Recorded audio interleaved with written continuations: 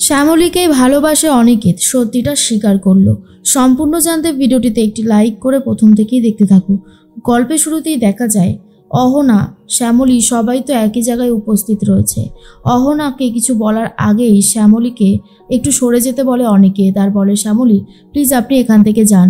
তখনই শ্যামলী বলে স্যার আপনি আমাকে এখান থেকে সরে যেতে বলছেন? অনিকেত তখন বলে হ্যাঁ বলছি, তারও একটা কারণ আছে, এমনি এমনি বলছি না, প্লিজ এখান থেকে যান, না হলে কথাটা বলতে পারবো না। আর তখনই শ্যামলী বলে ঠিক আছে আমি চলে যাচ্ছি। এরপর শ্যামলী কাঁদতে কাঁদতে বেরিয়ে যায়। অহনা তখন বলে অনিকেত বলে দাঁড়াও দাঁড়াও অহনা, আজ আমি বলবো তুমি শুনবে। আজ আমি তোমার কথা শুনতে এখানে আসিনি। শোনো, শ্যামলী না আমার জন্য অনেক কিছু করেছে। শ্যামলীর ঋণ আমি কখনোই শোধ করতে পারবো না, কিন্তু তোমাকেও আর আমি আমার জীবনে ফেরত নিতে পারবো না, কথাটা মাথায় রেখো। অহনা তখন বলে কেন অনিকেত, আমি তো পুরনো কিছু স্মৃতি মনে করাবো বলে আমি এখানে তোমাকে নিয়ে আসলাম, কেন বুঝতে পারছো না বলো তো? অনিকেত তখন বলে আমি এমনও অনেক কিছু বুঝতে পারছি যেটা তুমি বুঝতে পারছো না। তখন তোমার আর আমার মধ্যে একটা সম্পর্ক ছিল ঠিকই, কিন্তু তখন তোমার আর আমার মধ্যে শ্যামলী ছিল না, কোনো তৃতীয় ব্যক্তি ছিল না, তুমি সে কথাটা হয়তো ভুলে গেছো। যাই হোক, তোমাকে মনে করিয়ে দেওয়ার দায়িত্ব আমার, তাই আমি তোমাকে মনে করিয়ে দিচ্ছি। ভুল আর যেন না হয়। একটা কথা মাথায় রেখো যে আমি সবসময় তোমার ভালো চেয়ে এসেছি, আজও সেটাই চাই। কিন্তু তুমি যদি এইরকম করতে থাকো তাহলে কিন্তু একটা সময় গিয়ে আমি আমার ধৈর্যকে কতক্ষণ ঠিক জায়গায় রাখতে পারবো জানি না। তবে এটাই বলতে চাই, তুমি অন্তত এবার একটু বোঝার চেষ্টা করো যে আমার পক্ষে শ্যামলীকে ছেড়ে তোমাকে বিয়ে করা আর সম্ভব নয়। তুমি তো নিজের রাস্তাটা নিজেই দেখে নিয়েছিলে, বলো তাহলে আজ কেন এই কথাগুলো বলছো? অহনা তখন বলে হ্যাঁ আমি নিজের রাস্তা নিজেই দেখে নিয়েছিলাম, কিন্তু সেই সময় দাঁড়িয়ে আমার যে করবার মতন কিছুই ছিল না, তাই বাধ্য হয়ে এক প্রকার এই কাজটা করেছিলাম। অনিকেত বলে সে তুমি যার জন্যই করে থাকো না কেন, তবে এটা তো সত্যি কথা যে তুমি আমাকে ছেড়ে চলে গিয়েছিলে, আর যে জিনিস একবার চলে যায় সেটা কি আর ফেরত আনা যায় বলো? তাই আমাকে আর এই সমস্ত কথা বলো না। আমি শ্যামলীর জন্য কিছুই করতে পারিনি, কিন্তু শ্যামলীকে কোনো আঘাত দিতে চাই না। শ্যামলী আমার জন্য অনেক কিছু করেছে, তার জন্য আমি ওর কাছে সত্যিই ঋণী। আমার জায়গায় যদি অন্য কোনো ছেলে থাকতো না, শ্যামলীকে মাথায় করে রাখতো। তাই বলছি দয়া করে তুমি আমার এই সমস্ত আবেগ নিয়ে আর খেলো না। হ্যাঁ আমি শ্যামলীকে ভালোবাসি না, কিন্তু ওনাকে আমি রেসপেক্ট করি, এই কথাটা মাথায় রেখো। অহনা মনে মনে ভাবে এই তো অনিকেত নিজের মুখে স্বীকার করেছে ও শ্যামলীকে ভালোবাসে না। আর যদি শ্যামলীকে ভালো নাই বেসে থাকে তাহলে সেই জায়গাটা তো যেভাবেই হোক না কেন আমি দখল করবই। সেই জায়গাটা আমি অন্য কাউকে নিতে দেব না, শুধু আমারই থাকবে সেই জায়গাটা। এরপর অনিকেত বলে তুমি আগে একটা ভালো মানুষ হয়ে দেখাও। যেন শ্যামলী একটা কথা বলে, লোভ লালসা এগুলো যদি কারোর মনের মধ্যে একবার বংশবৃদ্ধি করে না, তাহলে আর কোনোদিনও সে ভালো মানুষে পরিণত হতে পারে না। আর আমারও সেটাই মনে হয়, তোমার মধ্যে লোভ লালসা রয়েছে, তাই তুমি এখনও একটা ভালো মানুষ তৈরি হতে পারোনি। আগে একটা ভালো মানুষ হয়ে দেখাও, তারপরেই এই সমস্ত কথা বলতে এসো। অনিকেত এরপর চলে যায়।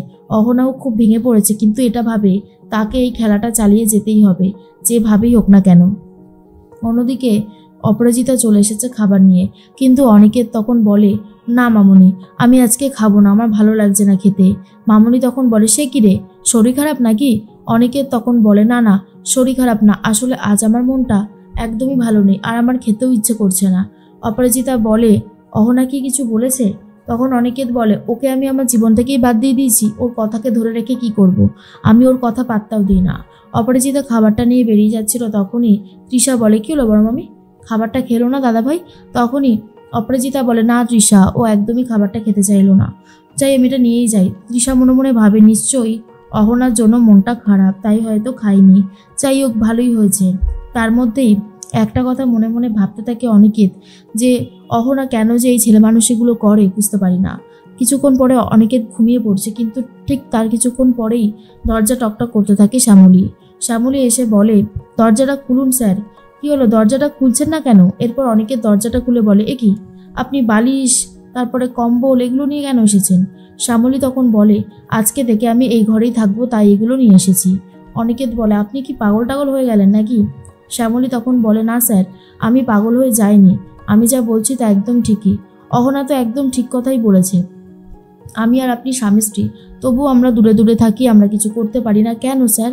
কেন আমরা কিছু করি বা না করি সেটা ও বলতে যাবে কেন? আমাদের মধ্যে অনেক সম্পর্ক রয়েছে, বন্ধুত্বর সম্পর্ক, ভালোবাসার সম্পর্ক, স্বামী স্ত্রীর সম্পর্ক। আমি জানি যে আপনি আমাকে স্ত্রী হিসেবে মানেন না, কিন্তু আমি তো আপনাকে মানি। তাই আমি আজকে থেকে এই নিচে এক কোণায় পড়ে থাকব, কিন্তু আমি আপনার সাথে এই ঘরেই থাকব। আমাকে এখান থেকে আপনি বার করতে পারবেন না স্যার। স্যার আমার ভয় লাগে আপনার আর আমার মধ্যে যে দূরত্বটা আছে সেটার মধ্যে চলে আসবে এই অহনা, আর দূরত্বটা মিটিয়ে নেবে অহনা আর আপনার মধ্যে। আমি এটা মেনে নিতে পারবো না স্যার, আমি যে আপনাকে ভীষণ ভালোবাসি। অনেকে তখন বলে, বুঝতে পেরেছি, ঠিক আছে, আপনাকে কোথাও যেতে হবে না, আপনি এখানেই থাকবেন। শ্যামলী শুনেই খুব খুশি হয়ে যায় আর বলে, আমি তো এটাই চাইছি স্যার, আমাকে দূরে ঠেলে দেবেন না। আমি এখানে এক কোণা একটুখানি জায়গা নিয়ে পড়ে থাকবো, কিন্তু আমাকে এখানেই থাকতে দিন, তাহলেই আমি খুব ভালো থাকবো। অনেকে বলে, বেশ বেশ বেশ, ঠিক আছে, আমি আর কোনো কথা শুনতে চাই না, নিন এবারে ঘুমিয়ে পড়ুন। এরপর শ্যামলী নিচেই বিছানা করে ঘুমিয়ে পড়ছে। অনিকেত মনে মনে ভাবে, সত্যি মেয়েটাকে আর কি বলবো, যতই দেখি ততই অবাক হয়ে যাই। শ্যামলীর কাছে দিন দিন আমার ঋণের ভার বাড়তেই চলেছে। অন্যদিকে দেখা যায় মন্দার বলতে থাকে, এই যে রোহিণী ম্যাডাম, আপনি এবারে নিজের রাস্তাটা নিজেই দেখে নিন, আমাকে অন্য ঘাঁটি কাটতে হবে, অপরাধীদেরকে জব্দ করতে হবে। রো তখন বলে, আচ্ছা মন্দার, তুমি সবসময় এরকম দুচ্ছাই করো কেন? আমি কি তোমাকে বিরক্ত করেছি?